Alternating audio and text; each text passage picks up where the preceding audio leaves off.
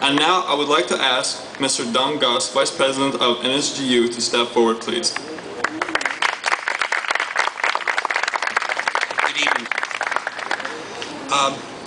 First of all, I'd like to read something on behalf of President Rick Clark. Rick Clark is the President of the Nova Scotia Federation of Labour, and he's unfortunately away tonight, but he did ask me to send greetings and to congratulate Emir and the United Iranian Canadian Society for the significant tree planting for peace and solidarity.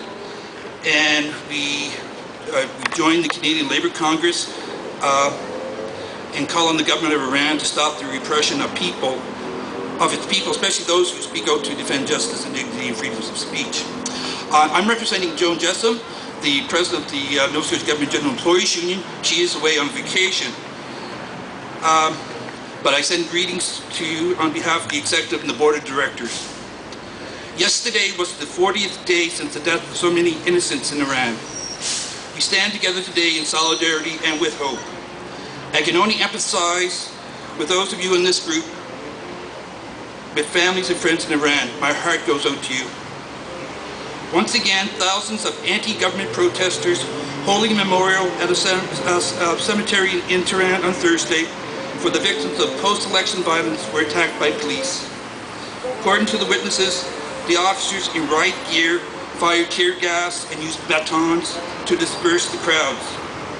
Opposition leader Mir Hossein Mousavi, who has denounced the results of the June 12th election, was barred from speaking by the police. The protesters were gathered at the grave of Neda, who was shot during the election demonstrations on June 20th. Her dying moments were caught on video and has become some of the most iconic images of the upheaval. May her sacrifice remain a voice for freedom. The Nova Scotia Government and General Employees Union supports the Iranian people's right to a fair and free election and their genuine effort to exercise their civil rights. We object to the repressive measures taken by the government of Iran in its attempts to curb any dissenting response to the results of the recent presidential election.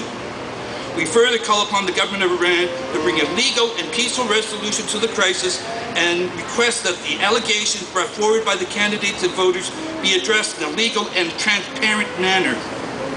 Protesters are being crushed, the means of communication among Iranians have been restricted, and political activists have been jailed. Yet thousands of opposition supporters are standing their ground, defying bans on protests and continuing their calls requesting a new election. This is a critical moment not only for the people of Iran, but around the world. Let me focus for one moment on Mazia Bahari, a Canadian journalist born in Iran, who was picked up as host on June 21st and has been held in custody since then. Bahari was taken from his apartment that he shares with his mother in the early morning of June 21st.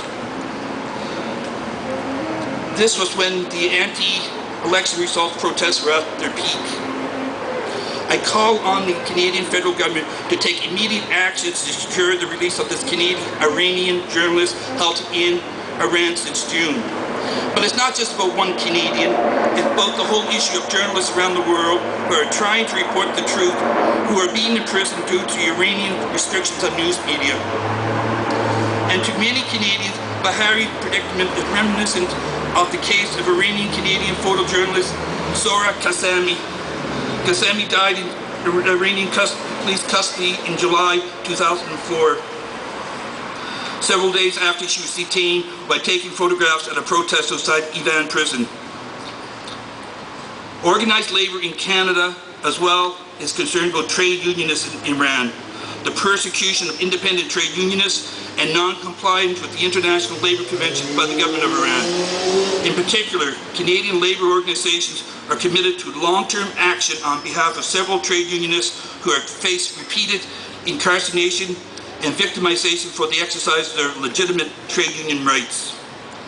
Mansour Hosseinu is the leader of the Tehran Bus Workers Union, and Mahmoud Lahehi was the leader of a bakers union.